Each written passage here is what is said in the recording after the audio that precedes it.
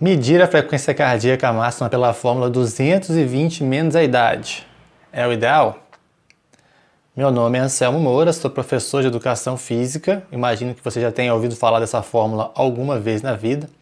Ela é simples, é fácil de aplicar, muitas vezes você não precisa nem de uma calculadora para saber o resultado dessa diferença.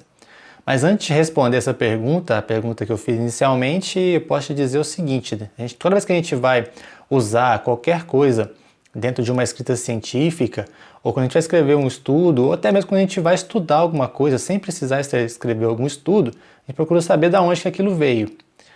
Até para dar o crédito para quem estudou aquilo inicialmente. É importante que a gente faça isso. No caso da 220 menos a idade, ela foi inicialmente atribuída ao Dr. Carbone, na década de 50. Só que já foi perguntado posteriormente ao Dr. Carbone se ele realmente tinha postulado essa fórmula, e ele disse que não havia sido ele que tinha escrito essa fórmula, descrito essa fórmula.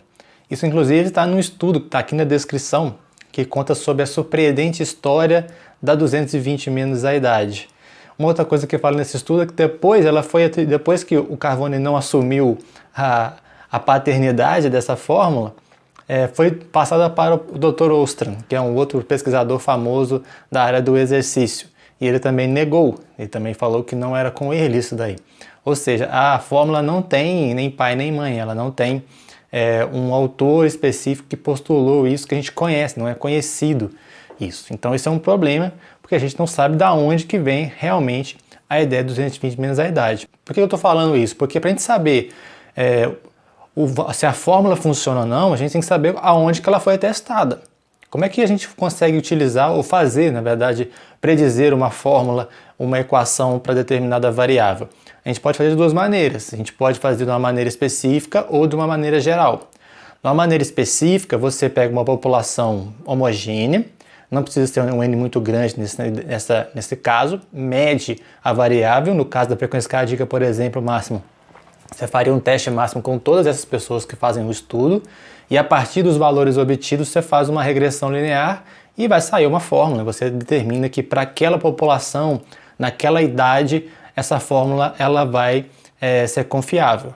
Uma outra forma é fazer de uma maneira geral. Nesse caso você vai utilizar uma população mais ampla, muitas vezes heterogênea, e fazer um modelo matemático quadrático para chegar nessa equação também. Então, no caso da 220 menos a idade, a gente não sabe como que isso foi feito, com que população exatamente foi feito, apesar de se assumir nos livros de fisiologia que ela foi feita para a população em geral. Uma outra coisa é que esse mesmo estudo que eu comentei que está na descrição, disse que essa fórmula superestima a frequência cardíaca máxima de jovens e subestima a frequência cardíaca máxima de idosos, quando foi testada.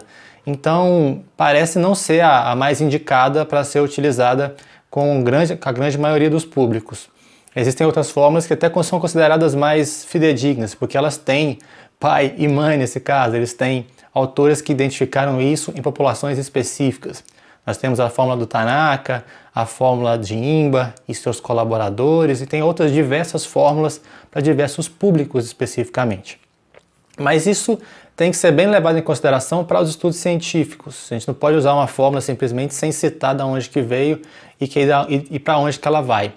No caso da atividade prática mesmo, se eu for calcular a minha frequência cardíaca máxima por essas duas formas que eu comentei anteriormente, se eu pegar a fórmula do Tanaka e calcular a minha frequência cardíaca máxima, ela resultaria em 181 batimentos.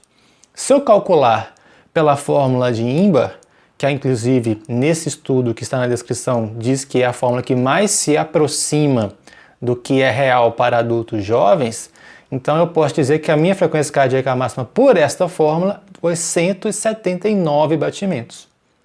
E se eu calcular a minha frequência cardíaca máxima com 220 menos a idade, dá 183 batimentos. Ou seja, uma diferença de 4 batimentos entre a que deu menos e aquela que deu mais, sendo que a do Tanaka ficou no meio do caminho. Então ela na verdade não funciona tão bem assim. Fórmula é predição, não é precisão. Então a gente tem que tomar um pouco de cuidado na hora de prescrever exercícios com fórmula, porque ela realmente não vai dizer exatamente aquilo que você está querendo saber. Tem muitas limitações com relação a isso.